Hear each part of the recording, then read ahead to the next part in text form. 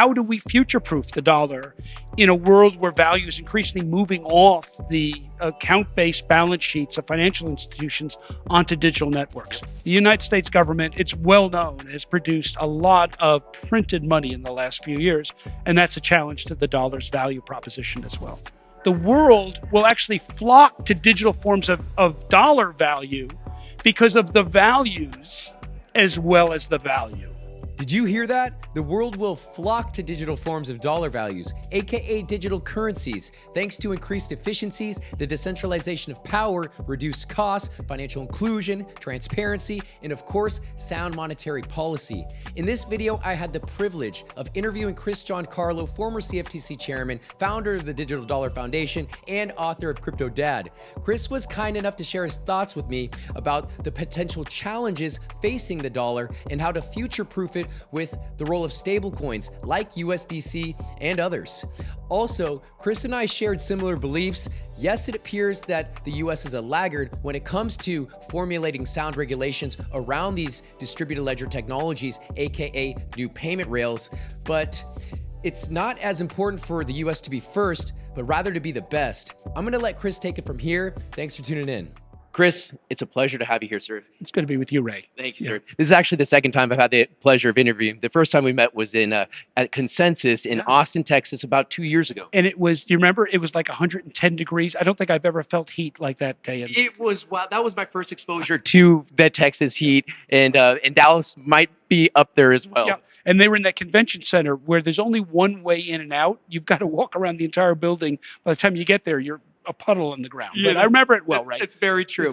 Well, it's good to see you here at the XRP Las Vegas conference 2024, the largest XRP conference in the world. Jay, you were up on stage talking about, the potential downfall of the dollar or as being the reserve currency. Yeah, I think the way I put it was there are certainly challenges to the dollar that we haven't seen the likes of before. Challenges of technological modernization. How do we future-proof the dollar in a world where value is increasingly moving off the account-based balance sheets of financial institutions onto digital networks? A future of AI, a future of quantum computing.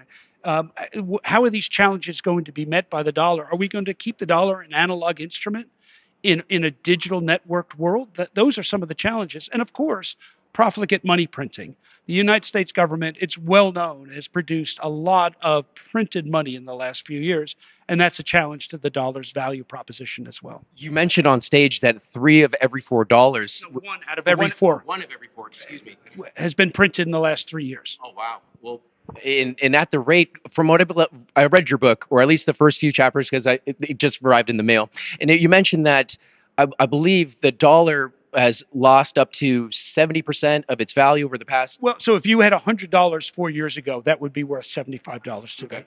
Okay. And that's a result of money printing. I mean, you can blame inflation on things like supply shocks during COVID and others, but historically, inflation is really a product of money printing. And great societies that have had dominant currencies, whether it be the Spanish or the British and others, it's often because of inflation they've lost that value proposition. So it's not an indictment of U.S. monetary leadership, but it's we have to ask these questions as a mature society as to how do we prepare the dollar for the 21st century? Because I, and like many, believe that the dollar's reserve currency status has been a net positive for the world. I don't think we would have seen the 30 years of globalization that we've been through without a strong and stable dollar in which the world has priced goods and services. So I think it's very much in our interest as a nation to take steps to preserve the dollar, to future-proof the dollar. But we'll only do it if we ask the hard questions. We won't do it by asking soft questions or ignoring the realities of some of the man-made challenges to the dollar's role in the world. Now, on the topic of challenges, because truthfully, I believe the dollar is potentially getting stronger because of entities or new and emerging technologies such as distributed ledger technologies, and specifically, though, entities like Circle, who've created stablecoins such as USDC. What are your thoughts on the evolution of USDC and democratizing the dollar globally? Yeah, as a former regulator, I don't endorse specific product offerings. I've been very impressed with what USDC has built. I think it, along with other stablecoins, PayPal has launched a stablecoin, others have a very important role to play in as a transmission mechanism for the dollar and the role it plays globally. The dollar is a very unique instrument.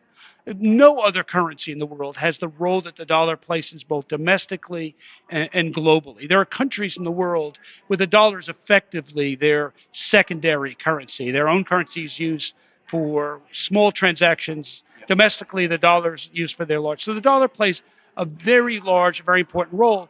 And as I said before, I think it's very much in the world's interest to bolster that. But in order to do so, we need to think about how do we future-proof the dollar. And we need to think about, and this is something I said on stage, it's not just the value of the dollar, but the values of a dollar. Yes. China's approach to its digital yuan is to create something that provides a degree of state surveillance, state censorship, and state control. There's those who are concerned about a digital dollar in the United States doing the same thing. That's a very legitimate concern, but some of those same concerns also apply to stablecoins. We need to make sure that stablecoins are not an instrument that government censorship can be applied to. We need to make sure that government licensing authorities cannot tell a stablecoin operator, I know ammunition may be a lawful instrument, but we don't want you allowing your stablecoin to be used for that or for other lawful purposes. So we have the same issues of privacy in stablecoins that we do have in central bank digital currency. This is an opportunity for the United States to lead with our values. 30 years ago, when the Internet of Information came about, the United States was front and center to make sure that the Internet of Information was one that was an open architecture, that tyrants around the world in closed societies could not control it to dictate the information that their people were able to receive. Now, that's worked partially, it's not worked perfectly, but the United States was the leader in that. And we view the Internet as a means of free exchange of information. 30 years later, we're now developing an Internet of value. And sadly, the United States is not front and center, insisting that the values of this Internet of value are ones that are appropriate for free societies. In fact, our economic competitors and economic adversaries like China are front and center, making sure that the world of digital networks of value is one that is safe for surveillance, safe for censorship, and safe for control. The United States needs to step up and challenge that vision of this digital future with our own values, values of free enterprise, free trade, and most importantly, economic liberty and economic privacy. Well put. Now, despite the fact that the U.S. may be a laggard, could there be a silver lining in this by us being able to see what's going on in the marketplace, see what's working, and fine tune and improve upon? I absolutely agree. I don't think the United States needs to be first. I think the United States needs to be best. What we need to do is make sure that these digital networks of value are compatible. My view, and the view of the Digital Dollar Project, is any digital network system of value based upon the dollar must respect U.S. constitutional values of freedom of speech, freedom of assembly, and freedom and economic privacy.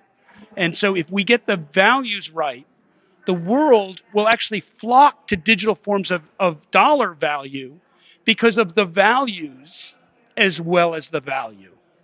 Well, with someone like you at the helm, there's no doubt in my mind that the values are only going to be positive, sir. Thank you, Ray. It's a pleasure talking to you. The pleasure is mine. I know that you're usually busy. You have your lovely, beautiful wife here, and I'm sure you want to go enjoy the fruits of Las Vegas. And whatever part of this that you post, you got to post the part that said "my lovely, beautiful wife." So that absolutely, we'll start it from there.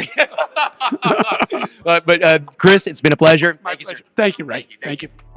Hey, Chris, thank you for sharing your time with me, sir. It was a privilege and honor to be in the room with a luminaire such as yourself. And to watch you shred the guitar up on stage at the Digital Chambers Benefits Dinner was very special. Keep leading by example, and hopefully next time I'll get you to sign my copy of Crypto Dad. But until then, take care. And to everybody who watched this interview, thank you for sharing your time with me. I'll see you back soon. Love you mucho.